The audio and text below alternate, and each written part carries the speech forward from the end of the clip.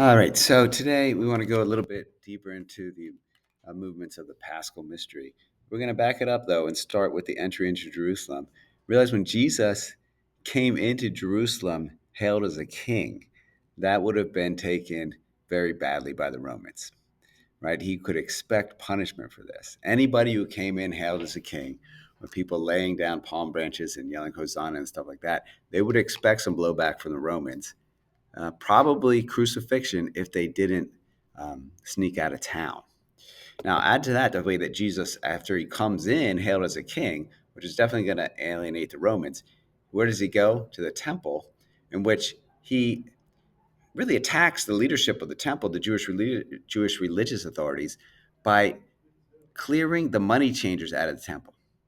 Right now, these money changers, they were a business.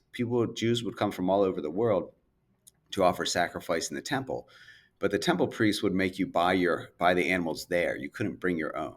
And so there was a good business in changing money. When people from all over the world came to Jerusalem, they needed to change their local money for the temple money. And so these money changers made money doing that. The thing is, they were set up in the prayer area, an area of the temple that was supposed to be devoted for prayer. So Jesus goes in there and he drives them out. Now, that's not going to be taken well by the religious establishment, right? Or the Jewish religious authorities. They're going to say this guy's trouble. Now, they're also concerned with the way that he is likely to start a Jewish revolution, which then would cause the Romans to come in and destroy the temple. And then they would lose their way of life, at least their livelihood.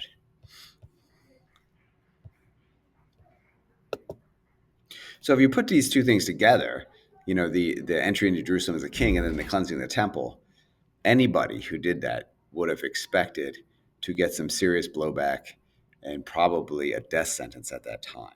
So what am I saying? Well, Jesus's knowledge of his death and resurrection was not necessarily linked to what we might consider a divine omnipotence, or sorry, divine omniscience. Uh, it was linked at least to his faith in the teachings of the Hebrew prophets. So again, and also we'll see in the narrative, he does know it's coming, right? As we'll see in the agony of in the garden.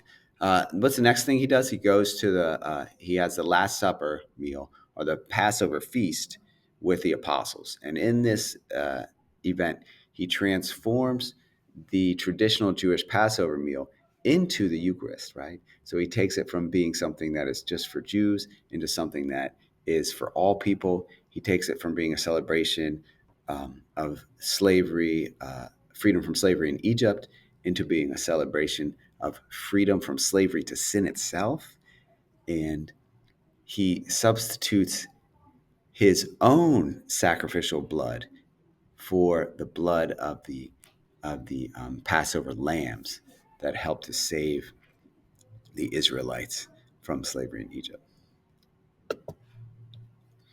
Now, after the Last Supper, when again he announces what he's going to do. If you remember, the text says, "This is my body, which I give up for you."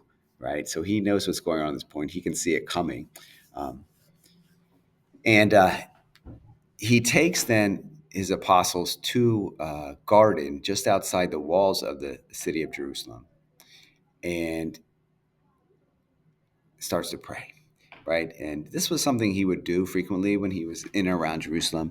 He would go to this garden to pray on the Mount of Olives. And when he's there, he's seeing a lot. He's having a lot of anxiety and a lot of stress. One of the Gospels reports that his sweat is so thick and heavy that it drops to the ground like drops of blood. Now they didn't say he was sweating blood. Uh, they said his sweat was so heavy that it was falling like blood. So what does that show? Anxiety, right? What does that show? Fear. What does that show? Human nature, right? He's fully human. Right? And again, we can see this in not only the way that he is having anxiety here, but also in the way that he seems to be tempted to maybe back out of God's plan, right? We're told in this story that the angels minister to him,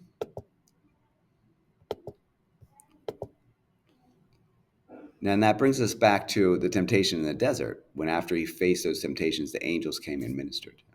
So we can see he's being tempted. Maybe he's being tempted just to back out altogether. Like, I could just make a run for it now. He could go, um, live someplace else, kind of uh, let the whole plan fall apart, or at least not be on his shoulders, right? But he also could be tempted in a lot of ways to do what is good for his tribe.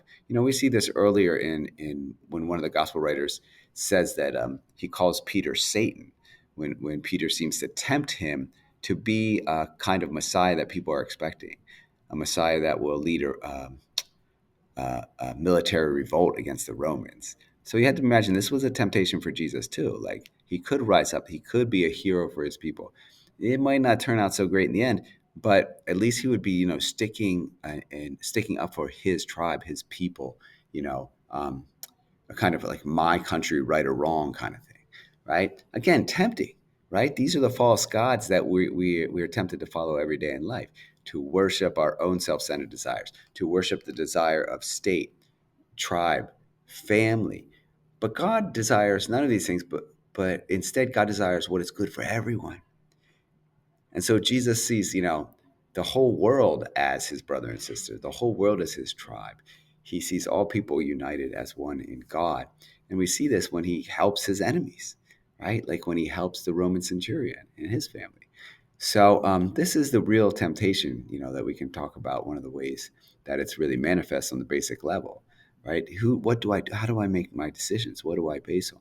And Jesus here, an extreme case, right? Because not only is his love going to be a choice of what's good for me or my people versus, am I going to embrace what's good for all? Am I going to see every person as divine? Am I going to see every person as uh, part of my family? Am I going to see every person as important as myself?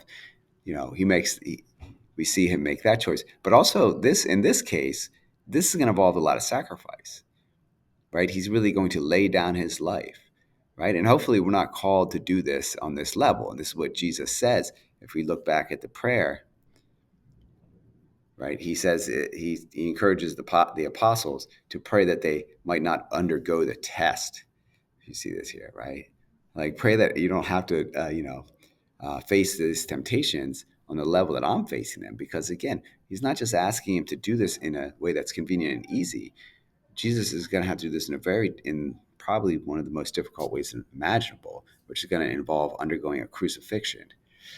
It's going to have to involve a certain amount of abandonment with many of his friends and family. It's going to involve, uh, the agony that we see here in the garden.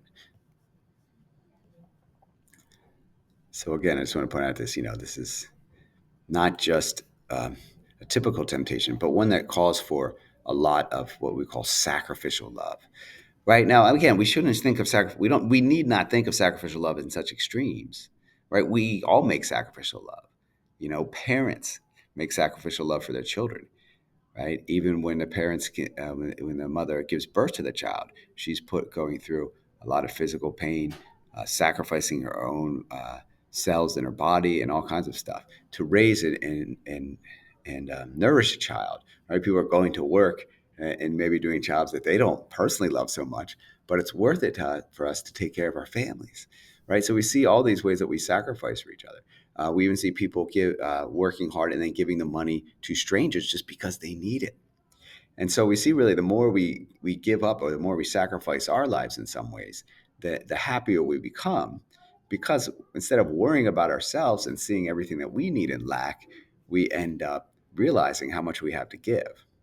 Again, you don't have to take Jesus' word for this or my word for this. Just go ahead and Google positive psychology and get some of the results that people see about what actually makes people happy, right? And this is good research-based science. You can check it out. Okay, so again, you can see this kind of unconditional love, because Jesus is willing to lay down his life um, for people, but not just someone who deserves it, right? And this is what St. Paul talks about too. He says it'd be something if someone would lay down their life for a worthy person, right? Someone who deserves it. But for Jesus to lay down his life for us when we are still sinners. As a matter of fact, he's not laying down his life. He's sacrificing his own life.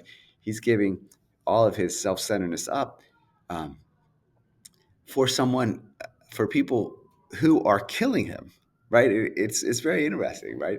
So even we'll see the mob here, more or less, many of the people of Jerusalem, his own people, they're going to be calling for his death, but he is going to say, "Well, I'm going to give it up," because he knows through his faith in the prophets, right, that this act will help to save the world, and especially the very people who are unjustly putting him to death. So again, this sacrificial love, sometimes people kind of take in the wrong direction, and they might like think to suffer itself is good.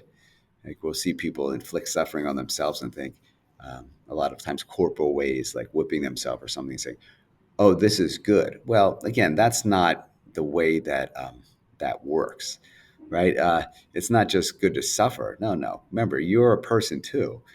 Jesus calls us to love others as much as we love ourselves, right? The idea is that we see other people are a true self in the way that they exist as a true being, and that they are in the image and likeness of God, and that they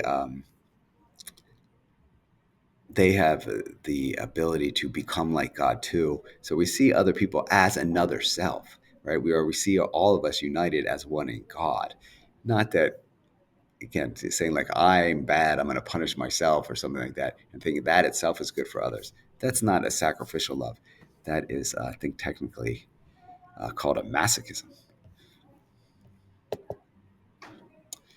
So we see here Jesus being the new Adam, and why I call Jesus the new Adam, right? So imagine you had Adam, he's in a garden, right? The Garden of Paradise.